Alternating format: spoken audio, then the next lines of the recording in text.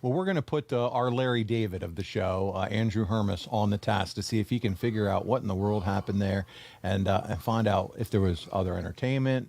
Who knows what was going on in town. But also, Arn, the same day as this house show, a 6-man tag aired on WCW Saturday night, and this one's intended to further the storylines heading into Beach Blast. And in this one, we have it. Windham, Austin, and Pillman teamed together to take on Rick, Paul Roma, and yourself.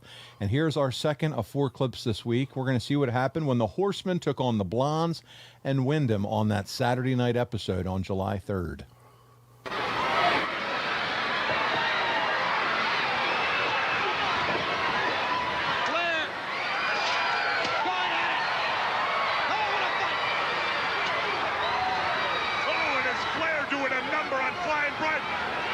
Anderson's got Stunning Steve rolled up in the ring. 1, 2, oh! Could have counted to 7 or 8. That's the longest 2-count in history, Tony. Yeah, I would agree with that. And you're angry, I can tell. No, I'm not. I don't get emotionally involved in these things, unlike some other people who sit next to me. Ahmet? No, not Ahmet. Oh. Up on the middle turnbuckle.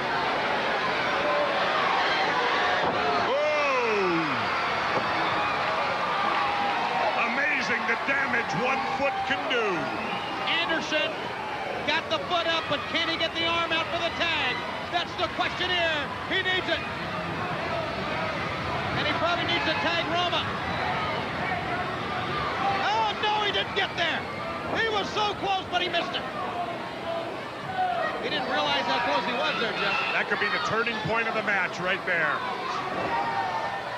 A simple little mistake like that of not making the tag when the opportunity is there to make it.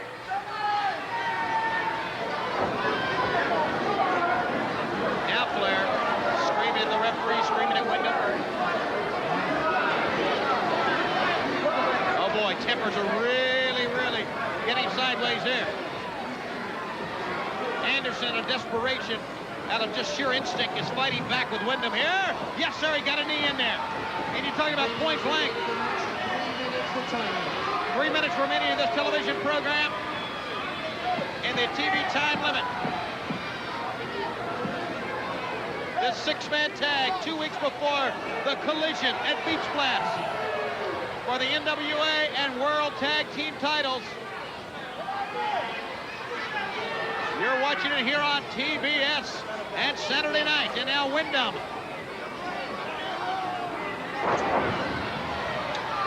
The cover. No, sir. No, sir. Arn Anderson got out. And Flair is starting to do some taunting here. Well, it's a smart move by the Nature Boy right there. He's trying to taunt Windham. He's trying to get Windham's focus away from Arn Anderson to give Anderson the chance to recover. Flair is livid. He wants in there badly at the 2-minute mark.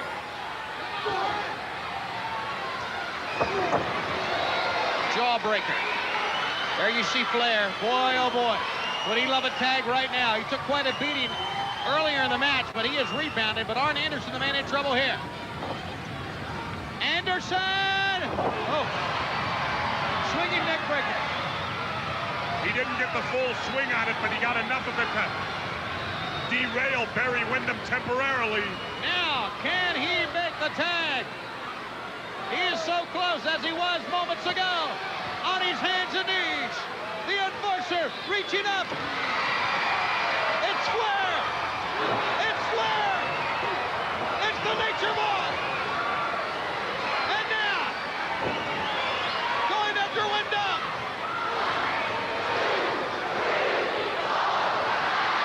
Oh yeah, you can't count around him. 60 seconds to go, Tony. And he needs to kick it into high gear here. One momentum he could give his team leading to Beach Blast a win here. Momentum so important in pro wrestling. And Flair on the verge.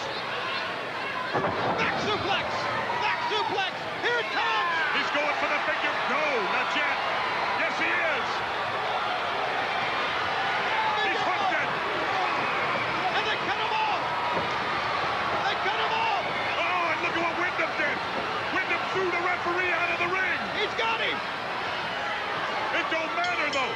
Who's this guy? That's Randy Anderson. It's over. He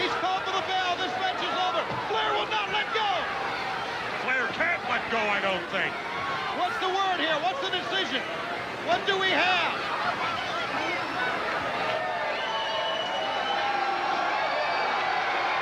The referees are talking. We are almost out of time.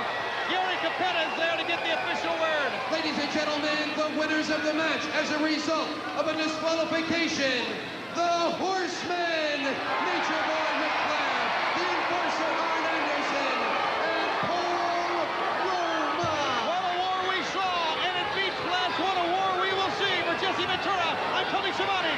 See you tomorrow night on the main event on TBS. There it is, Arn. We only watched the last 5 minutes of that match, but a lot of action. What did you think of the physicality in that one? Yeah, and I'm sure from the sweat that I had going and Barry had going, what we didn't see prior to that, I imagine, was pretty fast-paced. It was, and I'm glad that you said fast-paced because that's one of the things I wanted to call out here, Arn, is Ric Flair, right? Working as a babyface, it's definitely noticeable his style. Much more fast-paced, higher intensity. Did you notice that here with the way he worked once he got that hot tag? When people in the know that have been around, that are respected in this business, that say Ric Flair was the greatest wrestler of all time, it's because of things like that. It's because of that fiery comeback. It was just him doing what he's doing, punching, chopping, kicking, but he's doing it to all the bad guys. And that's the only thing that he changes. He doesn't change his style up. And part of that style was he was just, when he got a hot tag, man, he was on fire. Tearing it up, and so that was a lot of fun. The other thing was it's so clear Austin and Pillman had something special as they worked together as a team. I mean, it's just every time we watch these clips with this Austin-Pillman connection, they were special. Well, and the thing that I say all the time is it's the best teams, the actual talent and their style of work was completely different. It wasn't like they were trying to do everything a double move to somebody, or they were dressing exactly alike, or their promos, one was similar to the other. The greatest teams, the guys were just different, and they complemented each other. And it's the same thing with Pillman and Austin. Totally different styles, totally different everything, but they complemented each other to a T. You guys are listening to the Under the Learning Tree this week at Tag Team Wrestling. What did you think of WCW adding Barry to this pairing? Because it felt like it was such a nice complementary piece and meshed well with Austin and Pillman here. You could have put Barry Windham in a match with a bunch of squirrels, and he would have tore the joint down. So true. That's just how good he was. Yeah, he was a rare talent. Squirrels. He was special, man, and it doesn't matter. Babyface, heel, smooth, and knew how to play both games. Psychology, everything. He had it all. There was nothing that was missing, and he was just. It was such an honor and a pleasure to be in the ring with him. He tosses Nick Patrick on the floor. Pee Wee comes in. Jesse Ventura's like, "Who's this guy?" What did you think of the way that all ended? That's my old friend Pee Wee Anderson, I know, for God's sakes. That's right. Yeah, I mean, and the idea was that we got the win. The good guys got the win, but you didn't have to pin any of the bad guys. So in that case, the DQ for throwing the referee out of the ring worked. You didn't have to be, because you got to be very judicious on how many times you pin the bad guys, or you take all the heat off of them.